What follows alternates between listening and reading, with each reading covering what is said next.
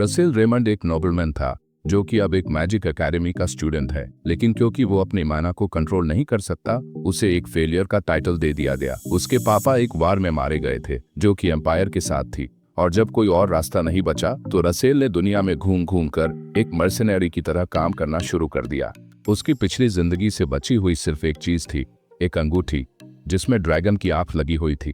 एक दिन जब किस्मत ने पूरी तरह उसका साथ छोड़ दिया और उसके पास एक भी पैसा नहीं बचा, तो उसे एक म्यूजियम में धूल साफ करने का काम करना पड़ा।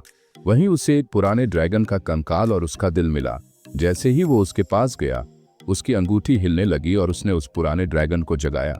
ड्रैगन ने उसे अपनी ताकत दी और उसे समय में वापस भेज दिया। उस समय में जब रसेल अभी भी एकेडमी में पढ़ रहा था, एक पल में ही वो समय में वापस चला गया। उसे हल्की सी आवाज सुनाई देती है। उसका टीचर गुस्से में उस पर चिल्ला रहा होता है और फिर एकदम साफ आवाज आती है। किताब उसके सिर पर जोर से मारी जाती है। वो झटके से होश में आता है जैसे ही टीचर उसे क्लास में सोने के लिए डांटता है। बेशक रसेल को समझ ही नहीं आता कि क्या चल रहा है, या फिर प्रोफेसर ह्यूबर्ट अचानक से क्यों उसके सामने आ गए। आखिरकार जितना उसे याद है, ह्यूबर्ट की तो पहले ही मौत हो चुकी थी। वो आसपास जिज्ञासु नजरों से देखता है, इधर उधर बाकी छात्रों को देखता है, फिर खुद के नीचे की तरफ देखता है। उसे ज्यादा देर नहीं लगती ये समझने में कि किसी तरह वो वापस अतीत में भेजा गया है। इसी बीच ह्यूबर्ट उसे सजा के तौर पर क्लास से बाहर निकाल देता है। दूसरी तरफ रसेल को अभी भी समझ नहीं आता कि आखिर किस जादू ने उसकी वापसी करवाई है। अब जब वो सोचता है तो उसे यकीन हो जाता है कि जरूर ये उसी ड्रैगन का काम है जिसने उससे बात की थी। फिर उसे ध्यान आता है कि उसकी अंगूठी गायब है, जिससे उसे एक पल के लिए लगता है कि शायद उसकी माँ का इस सब से कुछ लेना देना हो सकता है। उसी वक्त टीचर क्लास से बाहर आता है। हालांकि हमारा लड़का अपनी गलती के लिए माफी मांगता है, लेकिन टीचर इससे संतुष्ट नहीं होता और उसे एक एक करके बात करने के लिए ऑफिस बुलाता है। भले ही रसेल मुसीबत में है, लेकिन उसे अंदर ही अंदर ये सब अच्छा लग रहा होता है। मगर तभी उसे पीछे से एक जोरदार थप्पड़ पड़ता है। बिल्कुल ये वही क्लासिक बदमाशों का ग्रुप है जो हमेशा हमारे लड़के से झगड़ा करने आता है। उनमें से एक लड़का जिसके बाल ब्लॉन्ड थे रसेल को थप्पड़ मारने की सोचता है, लेकिन उसका दोस्त उसे रोक देता है क्योंकि प्रोफेसर उन्हें देख रहे होते हैं। रसेल उसे पहचान जाता है, वो है कोमा फ्रेडरिक। फ्रेडरिक उसे घूरकर धमकी भरी नजर से देखता है और कहता है कि अगर उसे अपनी जान प्यारी है तो बाथरूम में मिलो। इतना कहकर वो लोग चले जाते हैं, जबकि रसेल फिर से एक्साइटेड महसूस करता है क्योंकि अब उसे फिर से सब कुछ जीने का मौका मिल रहा है। तभी उसकी नोटिफिकेशन सिस्टम उसे बताती है कि अगर वो इन बदमाशों को सबक सिखाएगा तो उसे एक मैजिक स्टोन मिलेगा। रसेल को अब भी यकीन नहीं होता कि ये सब कोई सपना है या हकीकत, लेकिन इससे पहले कि वो कुछ समझ पाए, फ्रेडरिक फिर से आवाज लगाता है, चलेगा हमारे साथ या भागेगा, हमें कोई फर्क नहीं पड़ता, क्योंकि ये लोग तो झगड़े को खुद बुला रहे हैं। रसेल अब पक्का फैसला कर लेता है कि वो इन्हें सबक सिखाएगा। कई सालों तक मर्सनरी की तरह जीने के बाद फ्रेडरिक की सस्ती धमकियां और घूरने वाली नजरें उस डर के सामने कुछ भी नहीं है जो उसने मॉन्स्टर्स का सामना करते वक्त महसूस किया। इनके मुकाबले तो ये लोग ऐसे हैं जैसे प्यारे टेडी बियर जिन्हें गोद में लिया जा सकता है। खैर, जैसे ही वो सब बाथरूम में पहुंचते हैं, फ्रेडरिक अकड़ते हुए रसेल पर ताना मारता है, लेकिन रसेल भी उसी लेवल की बात कहता है, उसे खटमल की औलाद बोल देता है। तीनों लड़के हैरान रह जाते हैं रसेल का ये बिल्कुल न डरने वाला कॉन्फिडेंस देखकर, लेकिन वो लोग भी कुछ सहने नहीं आए थे। उनमें से जो सबसे ज्यादा उतावला था वो अपना मुट्ठी बंद करता है घूंसा मारने के लिए, लेकिन रसेल तेजी से उसके पास से निकलता है और एक जबरदस्त मुक्का मारता है जिससे वो लड़का वहीं बेहोश होकर गिर जाता है। दूसरा लड़का ये देखकर गुस्से में रसेल पर दौड़ता है, लेकिन उसे भी एक ही पंच में ढेर कर दिया जाता है। लेकिन तब भी फ्रेडरिक को कोई फर्क नहीं पड़ता, बल्कि अब वो और ज्यादा घमंडी हो जाता है। वो अपनी स्मोक पाइप फेंक देता है और लड़ाई के लिए तैयार हो जाता है। वो रसेल पर घूंसा फेंकते हुए उसका मजाक उड़ाता है कि जब से रसेल मैजिक यूज नहीं कर पाता, तभी से वो सस्ती मार्शल आर्ट सीख रहा है। वो कहता है, गिरी हुई फैमिली से यही उम्मीद की जाती है। फिर फ्रेडरिक 4 अंगूठियां अपनी उंगलियों में पहनता है और रसेल को याद दिलाता है कि मैजिक भले ही बैन है, लेकिन छोटे आर्टिफैक्ट्स की इजाजत है। इतना कहकर वो रसेल पर झपटता है, लेकिन हमारा लड़का उसकी आती हुई मुट्ठी को पकड़ लेता है, उसकी कलाई को मोड़ता है और देखता है कि फ्रेडरिक दर्द से घुटनों के बल झुक जाता है। रसेल की ठंडी और खतरनाक नजरें फ्रेडरिक की रूह तक को हिला देती हैं और उसे गुस्सा आता है कि फ्रेडरिक जैसे घटिया इंसान ने उसकी फैमिली का नाम लेने की हिम्मत की। एक आखिरी पंच में रसेल उस कमीने का काम तमाम कर देता है। जब वो इन बदमाशों को सबक सिखा चुका होता है तो वो बाथरूम से बाहर निकलता है और दीवार से टेक लगाकर जमीन पर बैठ जाता है, सोचते हुए कि कहीं वो कुछ ज्यादा तो नहीं कर गया। तभी सिस्टम की नोटिफिकेशन स्क्रीन उसके सामने प्रकट होती है और जैसा वादा किया गया था उसे मिलता है सबसे निचले लेवल का मैजिक स्टोन। जैसे ही वो स्टोन उसके हाथ में आता है, सिस्टम उसे कहता है कि इसे खा लो। रसेल को ये तो नहीं पता कि वाकई उसे इसे खाना है या नहीं, लेकिन उसे लगता है कि शायद ये भी उसी दूसरी जिंदगी का हिस्सा है जो उसे दोबारा जीने का मौका मिला है। वो स्टोन को चबाना शुरू करता है और उसे महसूस होता है कि इसका स्वाद तो काफी अच्छा है। अचानक एक लाल रंग की एनर्जी, जिसे माना कहते हैं, उसके शरीर के चारों तरफ दिखाई देने लगती है। वो एनर्जी धीरे धीरे उसे पूरी तरह से ढक लेती है, जिससे वो काफी डर जाता है। तभी स्क्रीन पर नोटिफिकेशन आता है, तुमने स्टोन के अंदर का माना हासिल कर लिया है। अचानक उसे अपने सीने से कुछ महसूस होता है और वो अब भी पूरी तरह से घबराया हुआ है। हमारा लड़का झट से अपने हाथ सीने पर रखता है ताकि खुद को स्टेबलाइज कर सके। उसे एहसास होता है कि उसने जो माना खाया है वो उसके शरीर से बाहर निकलने की कोशिश कर रहा है, इसलिए वो खुद को शांत करता है ताकि माना अपना काम कर सके। स्क्रीन दोबारा आती है और बताती है कि माना सर्कल के अंदर बढ़ रहा है। माना सिर्फ बढ़ नहीं रहा, वो माना जो उसे स्टोन से मिला था अब उसके दिल के पास बने मैजिक सर्कल में अब्सॉर्ब हो रहा है। वो शांत रहता है और खुश होता है कि अब जाकर सब कुछ स्टेबलाइज हो रहा है। फिर अचानक उसके चेहरे पर मुस्कान आ जाती है, क्योंकि उसे लगता है कि वो तो जैकपॉट पर लग गया है। अब उसे एक नया तरीका मिल गया है जिससे वो माना वेंस नैरोइंग यानी माना ब्लॉकेज की उस कमजोरी को पार कर सकता है जिससे वो हमेशा डरता था। उसे अपना परिवार कैसे खत्म हुआ और अकेडमी से निकाले जाने की बात याद आती है। जैसे ये सब कम बुरा था, उसे एक थर्ड क्लास मर्सनरी बनकर जीना पड़ा, लेकिन अब लग रहा है कि वो अपने उस बुरे भविष्य को बदल सकता है जिसे उसने पहले ही देख लिया था। अब वो हॉल में तेजी से चलता है और उसके चेहरे पर नई उम्मीद की चमक होती है। लगता है अब सब कुछ सच में सही दिशा में जा रहा है। कुछ ही देर बाद रसेल प्रोफेसर ह्यूबर्ट के कमरे का दरवाजा खटखटाता है और अंदर से आवाज आती है, आ जाओ। वो कमरे में घुसता है और वो बूढ़े प्रोफेसर उसे बैठने को कहते हैं। रसेल थोड़ा उदास होकर बैठ जाता है। तभी प्रोफेसर उसका नाम लेते हैं, वैसे जैसे बूढ़े लोग लेते हैं। प्रोफेसर ह्यूबर्ट कहते हैं कि आज तुम अपने जैसे नहीं लग रहे। फिर वो खुद ही अंदाजा लगाने लगते हैं कि शायद बात क्या है। वो रसेल से पूछते हैं, क्या तुम किसी मुश्किल से गुजर रहे हो? फिर वो बताते हैं कि उन्हें एक अफवाह सुनने को मिली है कि शायद रसेल को उसके क्लासमेट्स परेशान कर रहे हैं और वो सोचते हैं कि शायद यही वजह है। रसेल को अपनी पिछली जिंदगी की याद आती है जहां ह्यूबर्ट कभी भी उसका साथ नहीं छोड़ते थे। वो हल्के से मुस्कुरा देता है क्योंकि उसे याद आता है कि वो हमेशा से ये कहना चाहता था। वो प्रोफेसर से कहता है, चिंता करने की कोई जरूरत नहीं है सर। बूढ़े प्रोफेसर उसके जवाब से चौंक जाते हैं और तभी रसेल उनका शुक्रिया अदा करता है कि उन्होंने पूछा। प्रोफेसर खांसते हैं और कहते हैं, ये मेरी जिम्मेदारी है एक प्रोफेसर के तौर पर कि मैं अपने छात्रों का ख्याल रखूं। फिर वो ये भी जोड़ते हैं, लेकिन तुमने आज क्लास में नींद ली तो तुम्हें इसकी सजा जरूर मिलेगी। वो अपनी किताब खोलते हैं और बताते हैं कि सजा आसान नहीं होगी। रसेल को एक असाइनमेंट दिया जाता है जिसमें उसे उनकी टेक्स्ट बुक के एक पार्ट पर एनालिटिकल रिपोर्ट लिखनी होगी। ये वही चैप्टर है जिसे सीनियर स्टूडेंट्स तक समझने में झिझकते हैं। तभी स्क्रीन दोबारा सामने आ जाती है और सिस्टम बताता है कि तुम्हारा नया मिशन है प्रोफेसर ह्यूबर्ट का असाइनमेंट पूरा करना। सिस्टम ये भी बताता है कि रिवॉर्ड इस बात पर निर्भर करेगा कि तुम काम कितने अच्छे से करते हो और प्रोफेसर ह्यूबर्ट कितने संतुष्ट होते हैं। इनाम है एक और लो ग्रेड मना स्टोन और साथ में कुछ रहस्यमयी चीज। रसेल की आंखें खुली की खुली रह जाती हैं। अब तो होमवर्क भी मिशन निकला। प्रोफेसर रसेल की आंखें फैलती हुई नोटिस करता है तो वो पूछते हैं, क्या तुम्हें ये असाइनमेंट ज्यादा मुश्किल लग रहा है? रसेल मुस्कुराकर कहता है कि नहीं, बिल्कुल नहीं, और प्रोफेसर को धन्यवाद देता है। कुछ घंटों बाद रसेल अपना असाइनमेंट पूरा कर लेता है। वो सोचता है ये उतना मुश्किल नहीं था जितना बताया गया था। पिछली जिंदगी में वो मैजिक का थ्योरी पार्ट बहुत गहराई से पढ़ता था क्योंकि वो मना को प्रैक्टिकली कंट्रोल करने में बेकार था। लेकिन इस बार इस नई जिंदगी में एक और चीज है जिस पर उतना ही ध्यान देना जरूरी है, जिसका नाम है मना वेन ट्रेनिंग। उसे याद आता है जब वो एक मर्कनरी के तौर पर काम कर रहा था और एक मॉन्स्टर से जान बचा रहा था।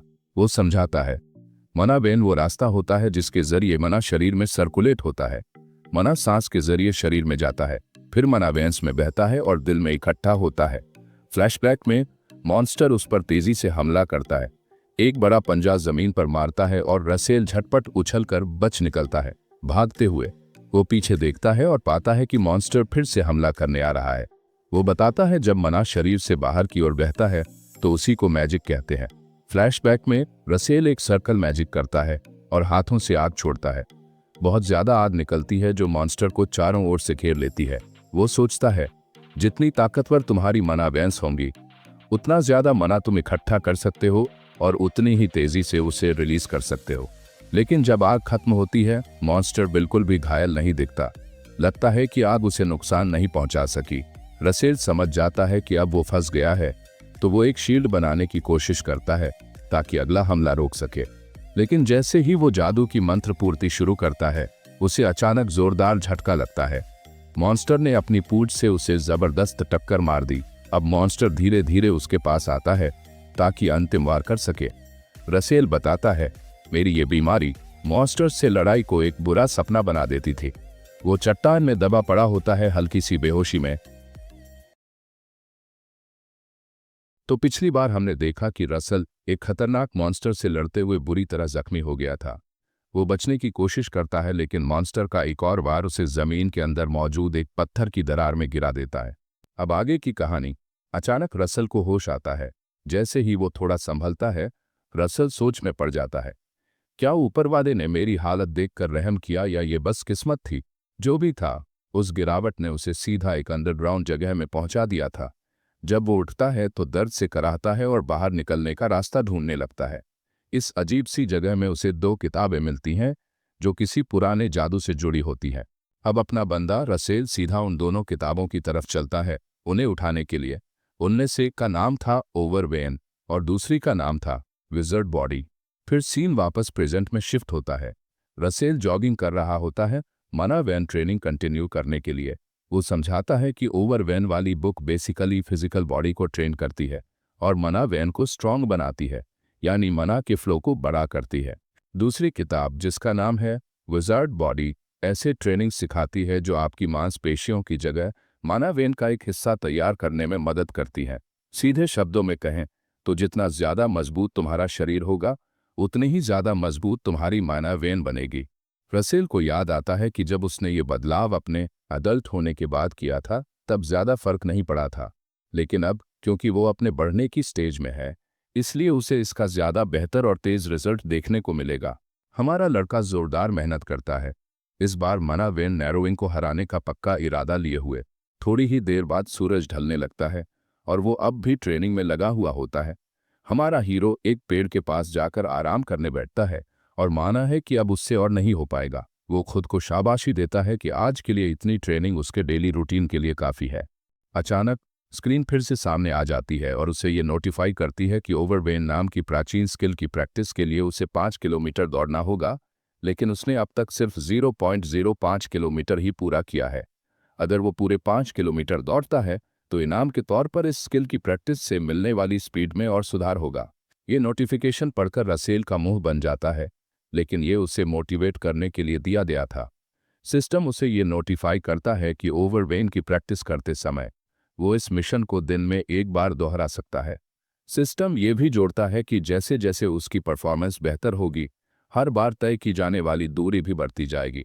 आखिर में जब वो ओवरवेन के एक निश्चित लेवल तक पहुंच जाएगा तो ये मिशन अब दिखाई नहीं देगा। रसेल घबरा जाता है और सिस्टम से पूछता है इतनी जल्दी किस बात की है।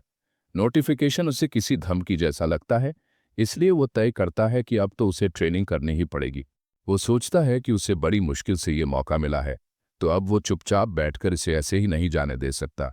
थोड़ी ही देर बाद हमारा लड़का और मेहनत करता है और 5 में से 1.4 किलोमीटर तय कर लेता है। फिर और आगे बढ़ते हुए वो 2.7 किलोमीटर तक पहुंच जाता है। अब उसकी टांगें कांपने लगती हैं। हालात ऐसे हो जाते हैं कि उसे थोड़ी देर के लिए रुकना पड़ता है, क्योंकि ऐसा लग रहा था जैसे उसका घुटना टूट गया हो। वो स्क्रीन चेक करता है और देखता है कि वो 3.6 किलोमीटर तक पहुंच चुका है, तो खुद को दिलासा देता है कि बस थोड़ा सा और बाकी है। वो तय करता है कि अब एक आखिरी जोर लगाना होगा। अपनी सारी बची हुई ताकत के साथ हमारा लड़का पागलों की तरह दौड़ता है ताकि अपना टारगेट पूरा कर सके। देर रात को आखिरकार उसे वो नोटिफिकेशन दिखता है जिसमें लिखा होता है कि उसने मिशन पूरा कर लिया है और उसे इसके इनाम मिलेंगे। वो जमीन पर लेट जाता है और महसूस करता है कि अगर अब उसने एक और कदम भी उठाया तो शायद जान ही निकल जाए।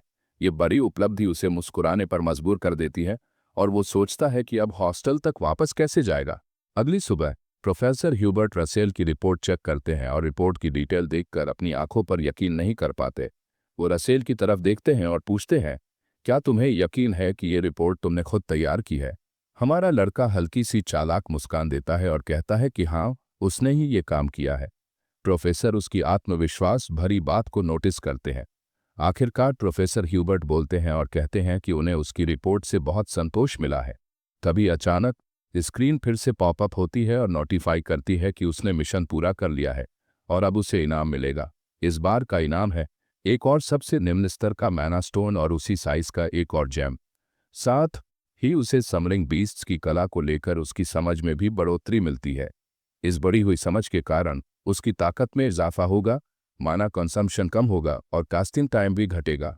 रसेल समझ जाता है कि जितना ज्यादा उसकी समझ बढ़ेगी वो उतना ही ज्यादा ताकतवर बनेगा। वो तुरंत तय करता है कि अब उसे इस बात का पूरा फायदा उठाना है। प्रोफेसर उसकी मेहनत की तारीफ करते हैं और कहते हैं कि अब वो जा सकता है। जाने से पहले रसेल प्रोफेसर से एक छोटा सा फेवर मांगने का फैसला करता है। जैसे ही रसेल फेवर मांगता है, प्रोफेसर हैरानी से पूछते हैं कि वो फैकल्टी लाइब्रेरी का इस्तेमाल क्यों करना चाहता है। प्रोफेसर कहते हैं कि स्टूडेंट लाइब्रेरी में ही इतनी किताबें हैं जो उसकी हर ज़रूरत को पूरा कर सकती हैं। हमारा लड़का प्रोफेसर को बताता है कि उसने स्टूडेंट लाइब्रेरी की सारी किताबें पढ़ ली हैं। ये सुनना थोड़ा मुश्किल लगता है, इसलिए प्रोफेसर पूछते हैं, क्या तुमने वाकई सारी किताबें पढ़ ली हैं? रसेल हाँ में जवाब देता है। उसका टीचर कहता है कि ये सुनकर झटका सा लगा है, लेकिन वो ये भी कहता है कि चाहे ये बात सच ही क्यों ना हो, फैकल्टी लाइब्रेरी का इस्तेमाल करने देना एक बिल्कुल अलग मामला है। प्रोफेसर बताता है कि वो उसे कुछ टेस्ट में डालेगा ताकि ये तय हो सके कि क्या वो इसके लायक है। रसेल की आंखें चमक उठती हैं और वो सहमत होते हुए कहता है कि ये बात तो बिल्कुल जायज़ है। थोड़ी ही देर में स्क्रीन पर कई मिशन विंडो एक साथ पॉपअप हो जाती हैं जिनमें लिखा होता है कि उसे प्रोफेसर द्वारा दिए गए हर असाइनमेंट को पूरा करना होगा ताकि इनाम मिल सके। जब वो बाहर दौड़ रहा होता है तो सोचता है कि प्रोफेसर ने कितने ज़्यादा असाइनमेंट दे दिए हैं और ये तय करता है कि प्रोफेसर काफ़ी चूजी इंसान है। ये सोचते हुए कि जितनी बेहतर समझ होगी थ्योरी की, उतनी ही ज़्यादा मजबूत होगी उसकी मैजिक, हमारा लड़का तय करता है कि ये सब मेहनत करने लायक है। वो पक्का इरादा कर लेता है कि फैकल्टी की एडवांस नॉलेज तक पहुंच किसी भी कीमत पर हासिल करनी ही है। आखिरकार वो सोचता है कि हर मिशन के साथ उसे एक माना स्टोन भी मिलेगा, तो ये तो एक तीर से दो निशाने जैसी बात हो गई। जब वो आराम से पानी पी रहा होता है, तभी कोई उसके पास आता है और उसका पूरा नाम लेकर बुलाता है। उस लड़के का नाम है एंटन फ्रेडरिक और ऐसा लगता है कि उसका कोमा से कोई रिश्ता है। एंटन बताता है कि उसका दोस्त कोमा उसकी वजह से परेशान हुआ था। रसेल तीखे लहजे में जवाब देता है, तो इसमें दिक्कत क्या है, और पूछता है कि क्या एंटन बदला लेने आया है। एंटन हंसता है और कहता है कि उससे बदला लेने यहाँ आना बेकार है और उसके दोस्त भी उसके साथ हंसते हैं। वो रसेल से कहता है कि खुद को धोखा देना बंद करो। वो मजाक उड़ाते हुए कहता है कि कोई भी इतना गिरे हुए इंसान से बदला लेने की जहमत नहीं उठाएगा। एंटन कहता है कि वो बदला नहीं लेगा, बल्कि उसे रौंदना ज्यादा पसंद करेगा। फिर वो बदतमीजी से उसके पास से टकराता हुआ निकल जाता है और उसे याद दिलाता है कि अब उनकी क्लास में मुलाकात होगी। रसेल को याद आता है कि उनकी क्लास अब शुरू होने वाली है और वो सोचने लगता है कि आखिर एंटन इतना अकड़ क्यों दिखा रहा था।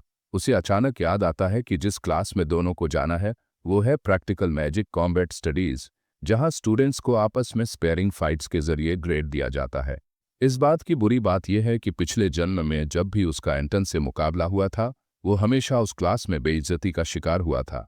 उसे याद आता है कि एंटन हर बार उसे फायर मैजिक में हरा देता था और उस पर हावी रहता था। एंटन हर बार मुस्कुराकर उसका मजाक उड़ाता था, क्योंकि रसेल की मेनावेंज उतनी अच्छी नहीं थीं।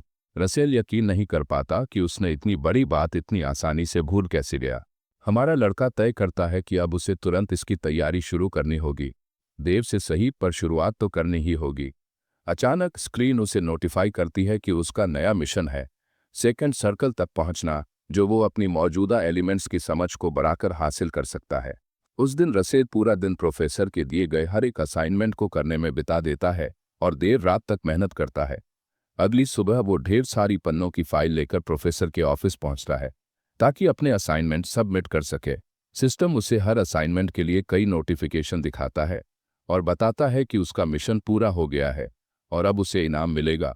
शाम को रसेल एक शानदार दिन बिताने के बाद डॉर्म लौटता है और तय करता है कि अब अपने इनाम चेक करता है।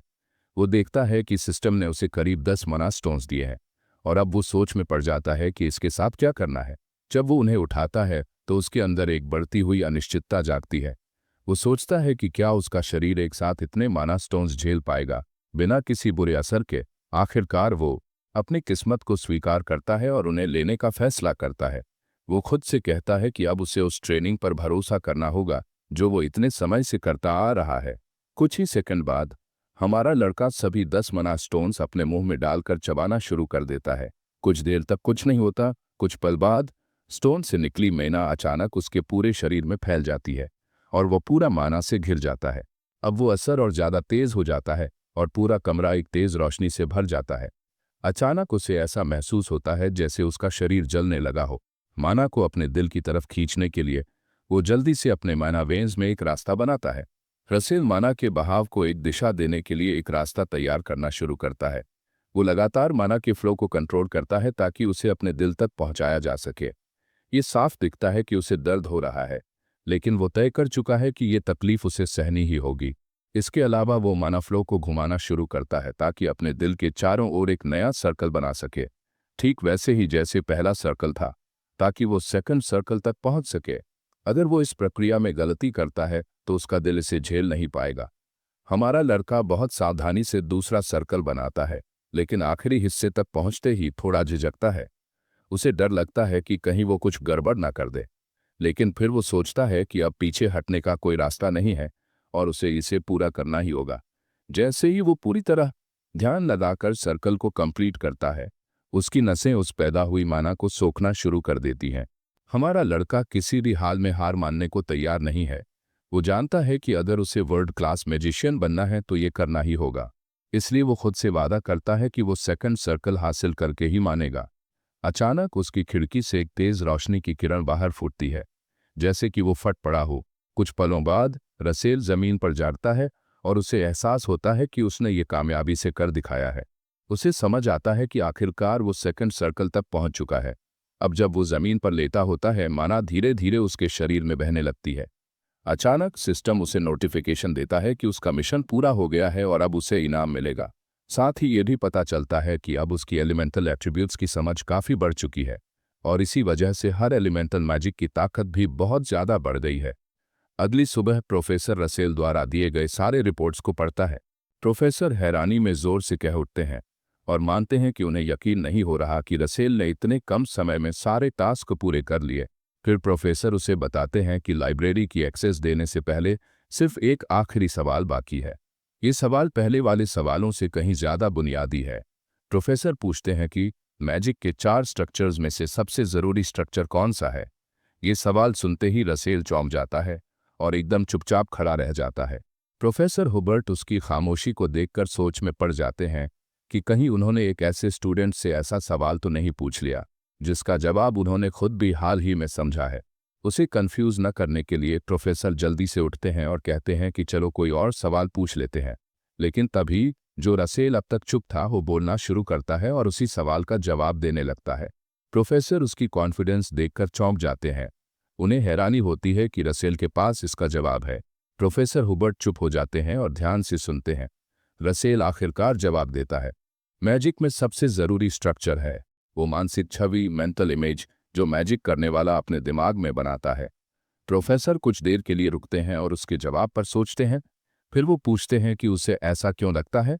रसेल थोड़ी देर सोचता है और फिर बोलता है, मैजिक का मतलब है मना की मदद से किसी चीज़ को असली दुनिया में प्रकट करना।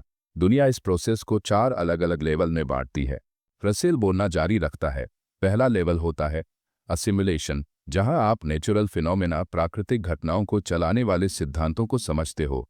दूसरा स्टेप है मेंटल इमेज बनाना, जिसमें आप जो सीखा है उसे अपने दिमाग में साफ साफ इमेज की तरह देखते हो। तीसरा स्टेप होता है कंस्ट्रक्शन, जहां आप फॉर्मूलाज बनाते हो ताकि उस मानसिक छवि को असल दुनिया में लाया जा सके। और आखिरी स्टेप होता है मैनिफेस्टेशन, जिसमें वो मैजिक असलियत में दुनिया में प्रकट होता है।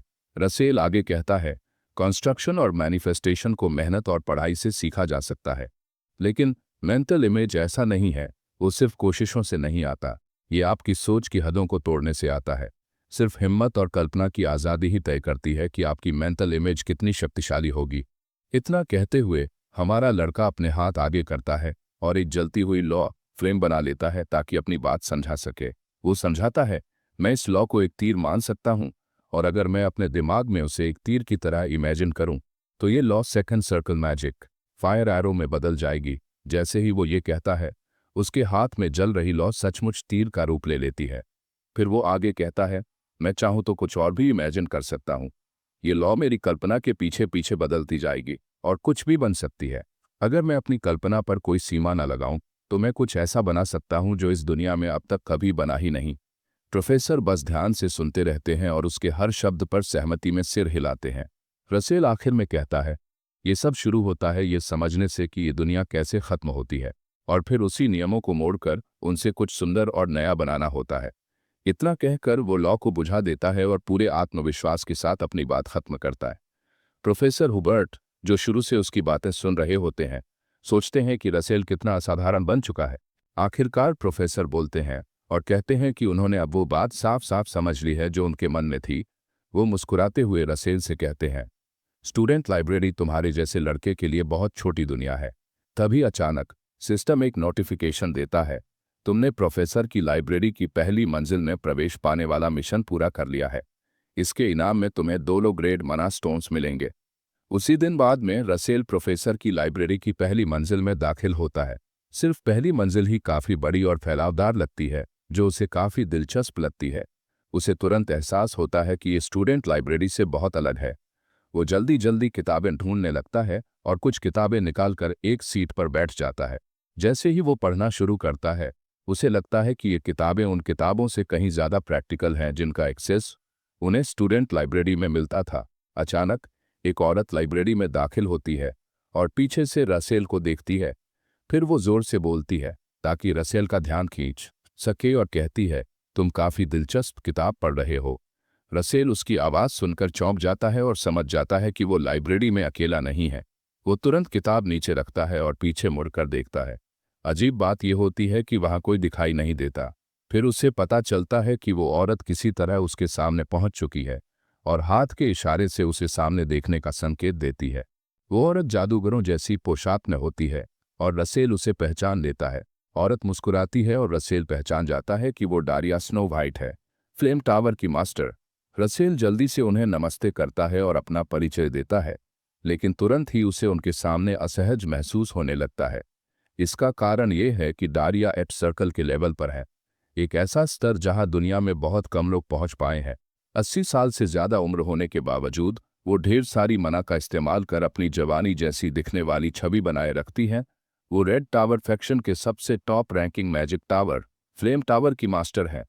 दारिया को ये जानकर हैरानी होती है कि रसेल उन्हें पहचानता है। फिर वो अचानक कहीं से एक बड़ा लॉलीपॉप निकालती हैं और रसेल को सहज करने की कोशिश करती हैं। कहती है, घबराने की कोई ज़रूरत नहीं है। फिर वो रसेल से पूछती है, एक स्टूडेंट होते हुए भी तुम प्रोफेसर की लाइब्रेरी में कैसे पहुंचे? रसेल उन्हें बताता है कि प्रोफेसर ह्यूबर्ट ने उन्हें वहां जाने की इजाज़त दी है। दारिया हल्के से चौंकती हैं और कहती हैं, क्या प्रोफेसर ह्यूबर्ट जैसा स्ट्रिक्ट इंसान सच में तुम्हें लाइब्रेरी यूज़ करने दे सकता है?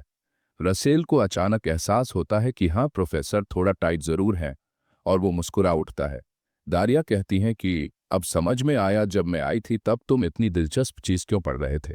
फिर वो रसेल को ध्यान से देखती हैं और नोटिस करती हैं कि उसमें बहुत ही शुद्ध मना है और उसकी मना डिस्ट्रीब्यूशन भी बहुत स्थिर है।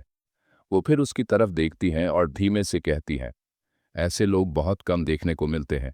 दारिया उसके पास से गुजरती हैं और कहती हैं, चिंता मत करो। रसेल को सहज करने के लिए दारिया उसे भरोसा दिलाती हैं कि वो न तो उसे लेक्चर देने आई है और न ही उसका रास्ता रोकने। रसेल फिर से झुककर उन्हें उनके अच्छे शब्दों के लिए धन्यवाद देता है। अचानक दारिया जमीन पर एक जोर से वार करती हैं और उस जगह से तेज रोशनी निकलती है। वो कहती हैं, अपनी पूरी ताकत से आगे बढ़ो। लेकिन जैसे ही रसेल दोबारा उनकी तरफ देखता है, वो वहां से गायब हो चुकी होती है। बस उस जगह पर रोशनी बची रह जाती है। शायद उन्होंने खुद को कहीं और टेलीपोर्ट कर लिया था। रसेल स्तब्ध रह जाता है और उसी जगह को घूरता रह जाता है जहां वो खड़ी थीं।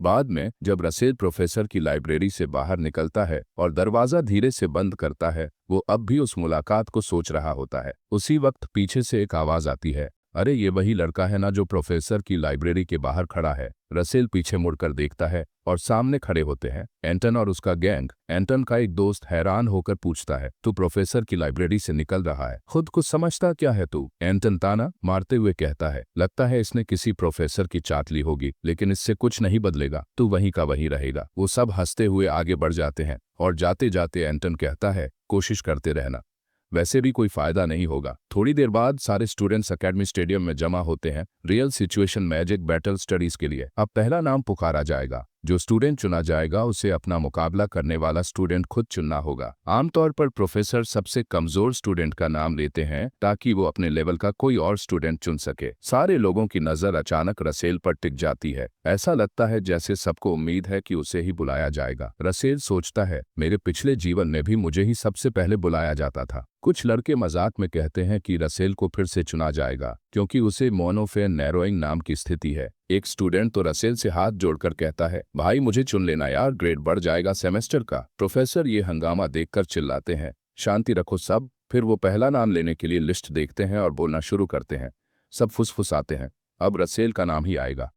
कुछ लोग हंसने भी लगते हैं, लेकिन जैसे ही नाम लिया जाता है पूरा मैदान चौंक जाता है।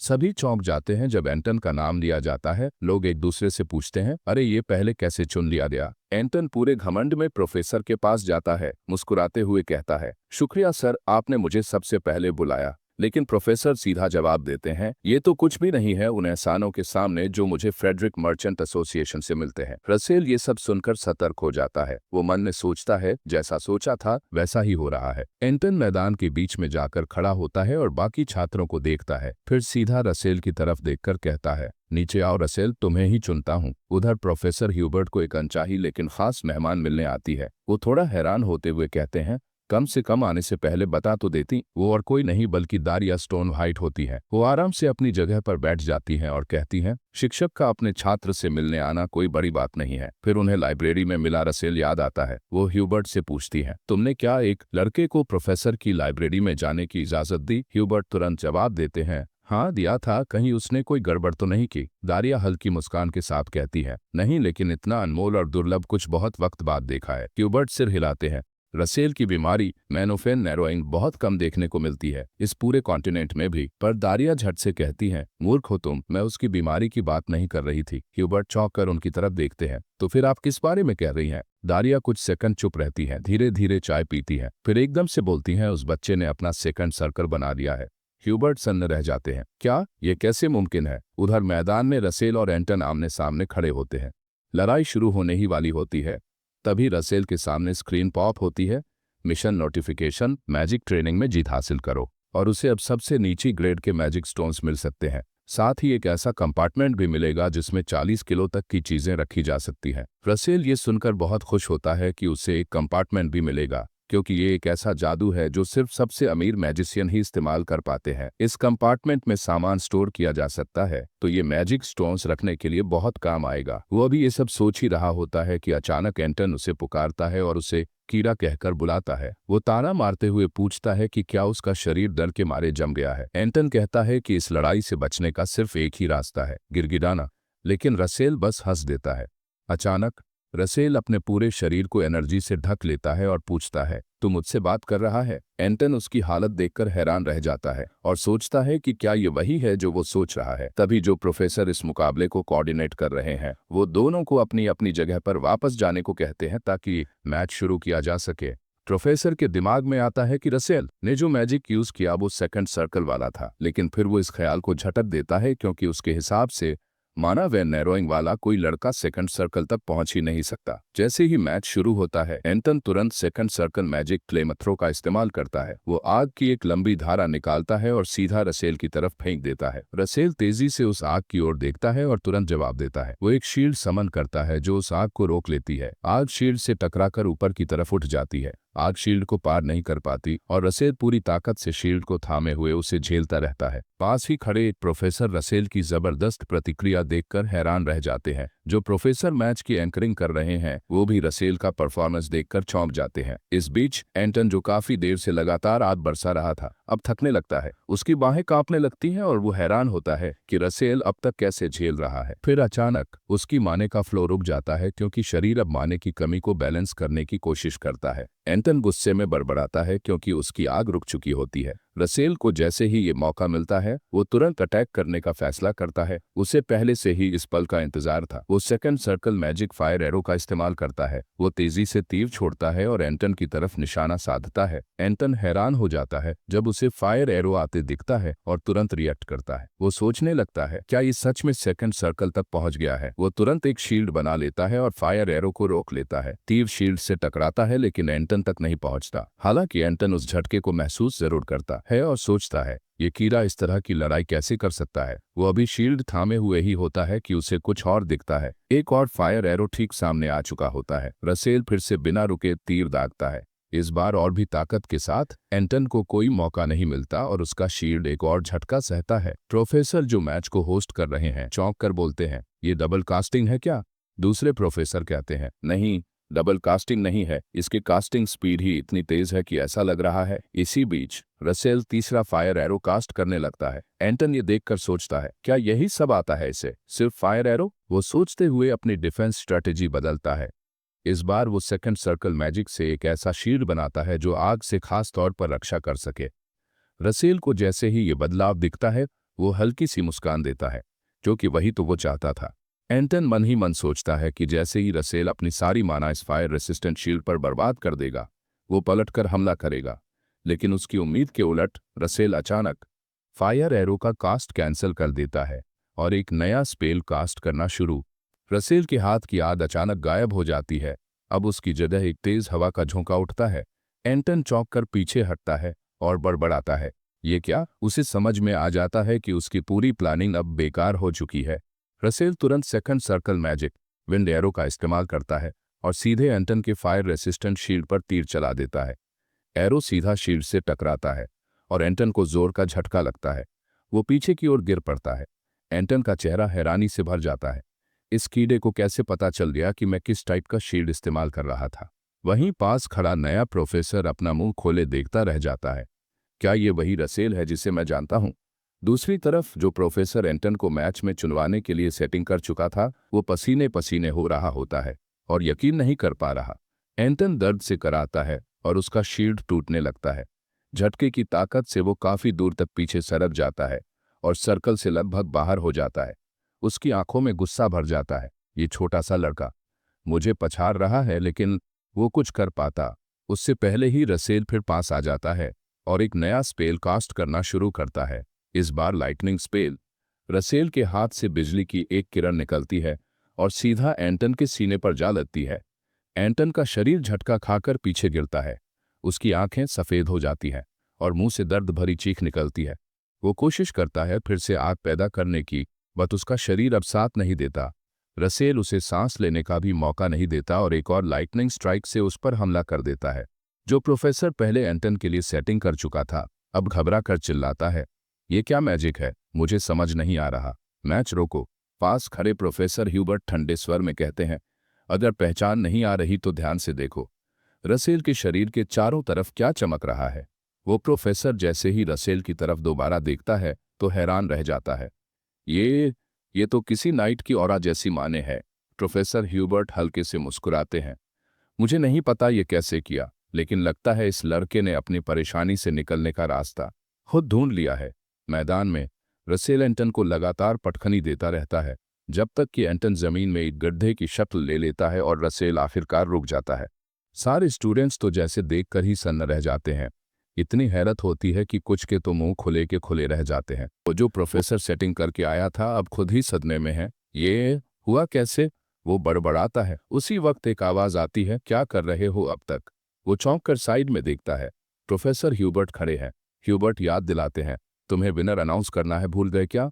वो प्रोफेसर घबराकर जल्दी से बोलता है, विजेता है रसेल रेमंड। पूरे मैदान में सन्नाटा छा जाता है। थोड़ी देर बाद वो प्रोफेसर धीरे धीरे रसेल की तरफ बढ़ता है, थोड़ा अजीब सा मुस्कुराता है और कहता है, बहुत अच्छा किया, अब तुम जा सकते हो। लेकिन रसेल वहीं खड़ा रहता है और ठंडे स्वर में बोलता है, खत्म नहीं हुआ अभी। प्रोफेसर चौंकता है, क्या मतलब? रसेल जवाब देता है, क्लास रूल्स के मुताबिक जब तक विजेता खुद मैच छोड़ न दे उसे अगला प्रतिद्वंदी चुनने का हक होता है। एंटन के दोस्त एकदम हड़बड़ा जाते हैं, अब हमारी बारी है। रसेल उनमें से एक की तरफ इशारा करता है, तू अगला है।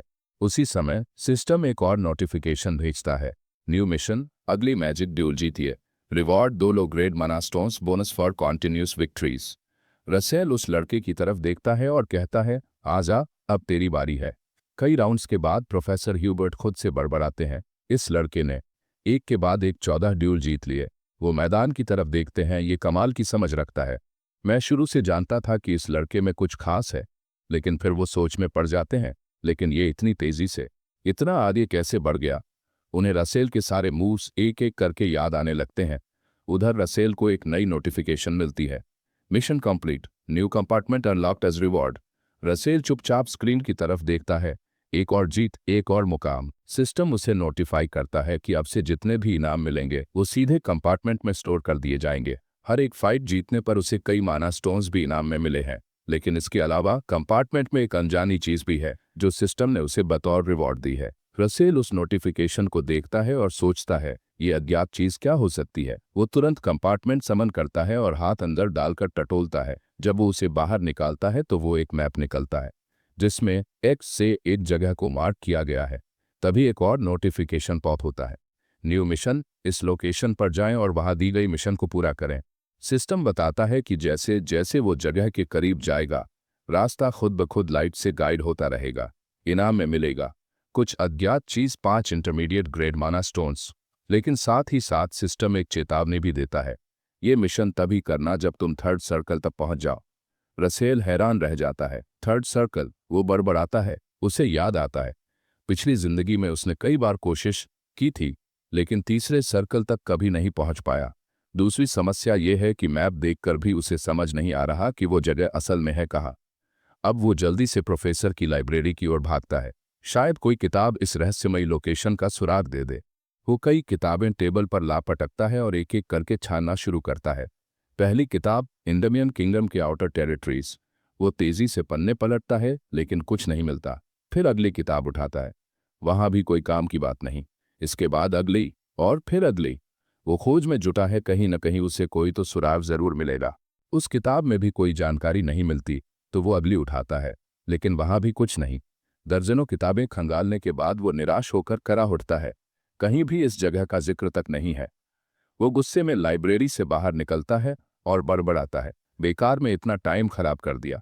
अब वो फैसला करता है कि पहले उसे 3rd सर्कल तक पहुंचना चाहिए। हॉलवे में चलते वक्त कई छात्र उसे देखकर सहम जाते हैं। स्टेडियम में जो उसने किया था उसके बाद अब उससे डरने लगे हैं।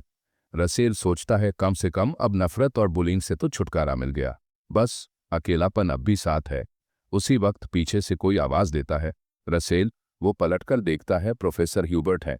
ह्यूबर्ट मुस्कुराकर कहते हैं, क्या तुम मेरे ऑफिस आ सकते हो थोड़ी देर के लिए? रसेल खुशी से हामी भरता है। ऑफिस में पहुंचकर प्रोफेसर कहते हैं, समर ब्रेक अब ज्यादा दूर नहीं है। वो दोनों के लिए चाय डालते हैं और पूछते हैं, क्या कुछ प्लान बनाया है छुट्टी में करने का?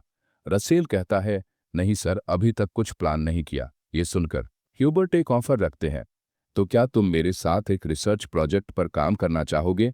रसेल चौंक जाता है। प्रोफेसर मुस्कुराकर कहते हैं, अगर अच्छा काम किया तो शायद तुम्हारा नाम मेरे नाम के साथ पेपर में छपे। रसेल रिसर्च पेपर उठाता है और उस पर बनी तस्वीर को देखकर चौंकता है। उसे ये जगह पहचान में आती है। प्रोफेसर पूछते हैं, क्या हुआ, क्या सोच में पड़ गए?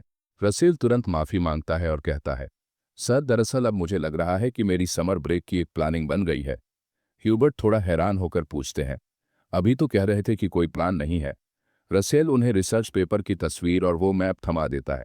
प्रोफेसर ध्यान से देखता है और पहचान जाता है, ये तो मालदीवा है। कुछ समय बाद समर ब्रेक शुरू होता है और रसेल अपना सफर शुरू करता है। कोच की पिछली सीट पर बैठकर वो बाहर के नज़ारे का मजा ले रहा होता है। सफर के दौरान वो कंपार्टमेंट फिर से समन करता है, एक माना स्टोन उठाता है और मुंह में डालते हुए बोलता है, कम से कम सफर के लिए पेट भर लिया। मालदीवा पहुंचने से पहले मुझे 3rd सर्कल तक पहुंचना ही है। इसी बीच प्रोफेसर ह्यूबर्ट अकेले में सोचते हैं, रसेल का इस जगह जाना थोड़ा अजीब है, क्योंकि उन्हें पता है दारिया भी इन दिनों मालदीवा में है। वो सोचते हैं शायद ये अच्छा ही हो अगर दोनों वहीं मिल जाएं। उधर एंडमियन मालदीवा सी के पास दारिया समंदर के किनारे छुट्टियां मना रही होती है। वो सनटैन लेती है, एक ड्रिंक का आनंद उठाती है और सोचती है ये मेरी जन्मभूमि रही है, लेकिन हर बार इसे देखकर दिल खुश हो जाता है। वो सोचती है कितना वक्त हो गया जब से मैंने ब्रेक लिया था। अब तक वो साम्राज्य की सुरक्षा, मैजिक रिसर्च की प्रेजेंटेशन और स्टूडेंट्स की ट्रेनिंग में लगी रही है। एक फ्लैशबैक में वो अपने स्टूडेंट्स को समझा रही होती है 9, 6 और 3। ये 3 नंबर एक मेज के लिए बेहद खास होते हैं। उसके हाथों में जादू की आग जलती है। बच्चे मंत्रमुग्ध होकर उसे देखते हैं। दारिया समझाती है 9 मेज का प्रतीक है जो पहले ही नवी सर्कल की राह पर चल पड़ा है। 6 उस तक पहुंचने की पीड़ा का प्रतीक है। और 3 जब एक मेज अकेले चलना शुरू करता है। वो सोचती है एक जादूगर का अकेलापन कैसा होता है। उसे अचानक रसेल की याद आती है। क्या वो ठीक है? उसे याद है जब उसने उसे एडवांस मैजिक की किताब पढ़ते देखा था। उधर रसेल जिस कोच में बैठा है वो मालदीवा पहुंच चुका है। कोच राइडर आवाज देता है, हम पहुंच गए हैं। लेकिन जब काफी देर तक कोई जवाब नहीं आता तो वो पीछे जाकर चेक करता है और हैरान रह जाता है। कुछ देर बाद रसेल भूख से तड़प कर खाना खा रहा होता है। एक हाथ से हॉट डॉग खींचता है, दूसरे से ब्रेड निगलता है। सामने खाना का पहाड़ जमा है। वो सोचता है थर्ड सर्कल बनाते वक्त मैंने अपनी पूरी ताकत झोंक दी थी। माना बेकाबू हो रहा था। एक फ्लैशबैक में कोच ड्राइवर उसे बेहोश पाता है और घबरा कर उसे जगाने की कोशिश करता है। सोचता है कि शायद उसकी जान चली गई। अब वर्तमान में रसेल एक घूंट में अपना ड्रिंक खत्म करता है और मुस्कुराता है। आखिरकार थर्ड सर्कल। वो कप टेबल पर रखता है और खुद से कहता है ये कितना जबरदस्त है। Third circle magic. अब असली खेल शुरू होगा। ये सोचकर कि उसने अपने पिछले जीवन की सीमा को वापस आने के कुछ ही महीनों में पार कर लिया, रसेल खुद चकित रह जाता है। वो खाने के पैसे टेबल पर फेंकता है और उठकर बाहर निकलता है। जाते जाते खुद से कहता है थर्ड सर्कल ही काफी नहीं है, इससे भी आगे जाना होगा। अगले ही पल सिस्टम फिर से उस मिशन को एक्टिव कर देता है जो मैप से जुड़ा था।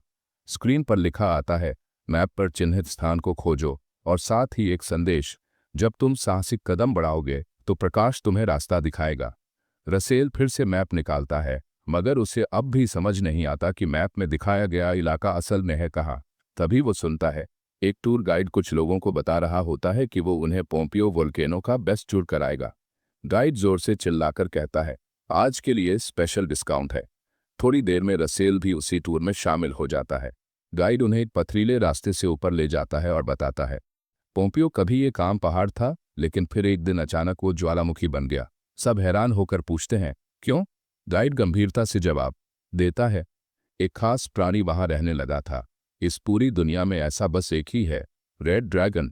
यही रसेल सोचता है अब आगे अकेले बढ़ना बेहतर होगा।